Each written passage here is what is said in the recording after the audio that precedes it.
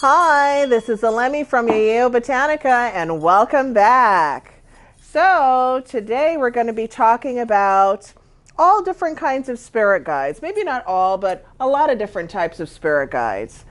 So let's get started. So there are various types of spirit guides. There are deities, there are ancestor guides, there are ancestral guides, there are saints, there are animal guides, all different types of spirit guides. We're going to talk about the main ones in this video.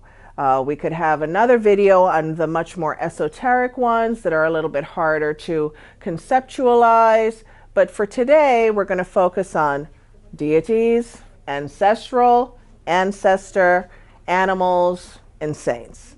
And so deities would fall in the category of energies that are not, that don't have like a tomb per se, or they don't have a place in particular where they would be. Deities, as an example, would be energies that do not have a tomb. They don't have a place where you would go and their name is in a cemetery per se, right? We know Buddha does not have that. Christ does not have that per se. We know that Muhammad or all these different types of very elevated people or beings don't have that. Loa in Voodoo, Orisha in the Orisha tradition, Orumila in the Ifa tradition, and so on. They don't have a tomb per se. La Caridad de Cobre, who is Oshun, the patron saint of Cuba, there's no tomb per se that this person or energy is at. So those are extremely elevated astral beings, right? Saint Michael is an example. There's no tomb for Saint Michael.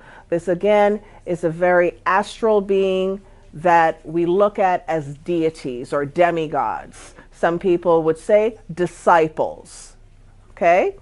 And in Christianity, as an example, St. Peter, St. John, St. Luke, all of these different saints don't have a tomb per se that people go to. Again, different traditions, different views of the same picture, but still encompassing the same deified position. So then we have ancestor spirits.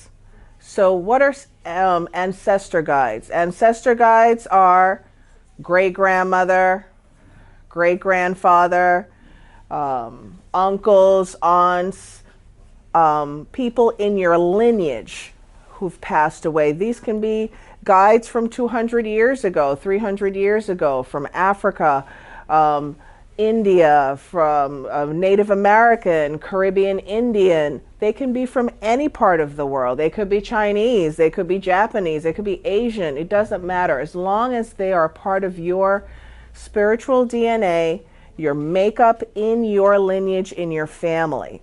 So a lot of times when I read people, I tell them, oh, well, you know, it says here, there's a person here who belongs in your family. They're a family member. And they're like this, they're like this, they're like this. And the first thing that people go to is, I don't remember meeting that person. Well, you're not supposed to have met them. These kinds of ancestor guides, you should have never met them. They should have been assigned to you, and we're going to talk a little bit about assigned guides in a minute, to you, or they're a family guide that come to look for you in a period of your life and then go away. Now, there are ancestors that come to look for you during your lifetime. Example, sometimes people have parents that have passed away, grandparents, siblings, and so on. They say, oh, I've dreamt of this person. They came, they gave me a message. So this is an ancestor that is around you and maybe floating around you and other relatives that come to give you a message in that moment. But it doesn't mean that everywhere you go in the world, they're following you around, right? So this idea of guides is something that people assume is with them all the time, like their skin. The ones that are with you that are like your skin are the ones that are assigned to you when you're born. Those are with you from the beginning to the end. So we have deities, we have ancestors that are assigned ancestors and that are seasonal ancestors. So seasonal is, I come to help you during this time in your life. You're good. Now I'm going to move on to go help someone else in the family, right? Versus an ancestor who's with you all the time. Then they're spirit guides. The conversation that we're having today is a general conversation about guides, but they're also assigned spirit guides that are not necessarily relatives, and their job is to hold your hand throughout your life. Some people have more than one. It's not often that people have more than one or two. They may have a lot of guides, but we're talking about the main ones, or the main one that is there to hold your hand for your entire life, to be a protector, to open your roads, to help to organize your other guides. This one is the head honcho, I call that one. It could be a male or a female. And usually there's one head honcho, and then maybe there are a couple others with them. And then that doesn't mean that you can't have 30 different spirits that are around you, but we're talking about the main guide of assignment. And so people who are in traditional practices, especially in the Ifa faith, they will have what is called an Egun stick, an ancestral stick. That stick is very much more in the conversation of the main guide. Another video. So then we have ancestral guides. Ancestral guides are the ones that are throughout our family.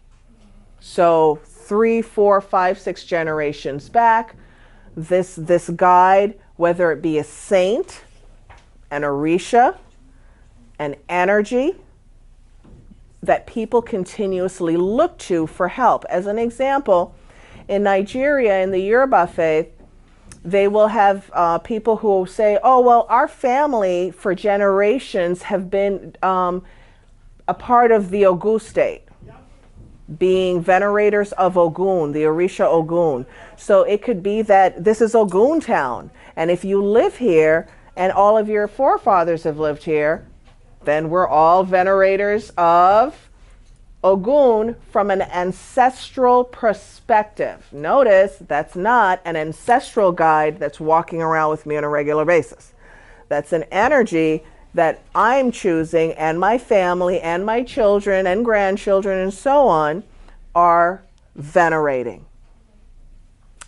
That could be a saint in Catholicism. Saint Barbara is Shango as an example, or Oshun is La Caridad de Cobre. Well, she is a perfect example of an ancestral guide in terms of the whole island of Cuba. This is their patron saint. Doesn't mean that people who become initiates or priests don't have other deities that they deal with, but this is general for everyone, where it isn't necessarily based on ancestry. It's not based on initiation. It isn't necessarily based on an assignment. This is just, we've always done this type of thing, right? Then we get into animals. So in American Indian traditions, in many shamanistic traditions, in Africa, animal totems or animal guides are extremely important.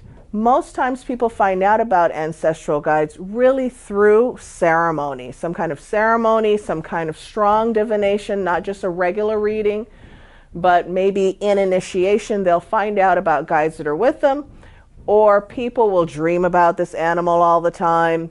They'll see them all the time. And so those of you who have cats and dogs, please don't naturally assume your dog is your spirit guide.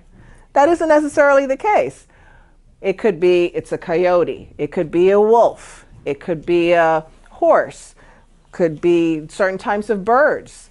They're all different kinds of animals based on their characteristics, which will be in another video, on how this can help you. So I want to share with you guys, this video is really to kind of open up your mind and to open up how you look at spirit guides and not just to think that they're only one that you choose, that they were already there more than likely, and you just didn't know. But every single human being has a minimum of one assigned guide. So when they are born, this assigned guide connects with them and is with them for their entire life. So I hope this was really helpful, kind of really crack the egg a little bit to kind of open up your mind about spirit guides and protective spirits. And Ashe, good luck. See you next time. Thanks for watching. If you enjoyed the video, definitely like us, give us a thumbs up, share us with others, send us your comments, come visit us in the store, and follow us on Instagram and Facebook. See you next time.